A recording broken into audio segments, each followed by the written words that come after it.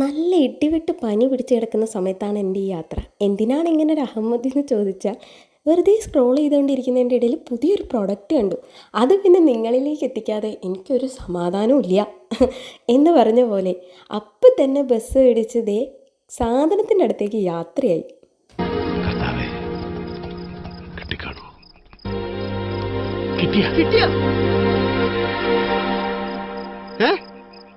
കിട്ടിയ കിട്ടാതെ എവിടെ പോവാൻ? ഇതാ ഈ ഒരു ഐറ്റം കണ്ടിട്ട് ഞാൻ എങ്ങനെയാണ് നിങ്ങൾക്ക് വേണ്ടി അത് പർച്ചേസ് ചെയ്യാതിരിക്കുക? നോക്കി എത്ര ഡീറ്റെയിൽ ആയിട്ടാണ് അവർ ഓരോ ഫീച്ചേഴ്സും കൊടുത്തിട്ടുള്ളതെന്ന്. ആ കൃഷ്ണൻ്റെ ആദ്യം ഊഞ്ഞാലാടുന്നത് കണ്ടപ്പോഴേ ഞാൻ ഉറപ്പിച്ചു ഈ പ്രൊഡക്റ്റ് എന്തായാലും നമ്മുടെ അവളിൽ സെയിൽ ചെയ്തേ പറ്റുള്ളൂ എന്നുള്ളത്.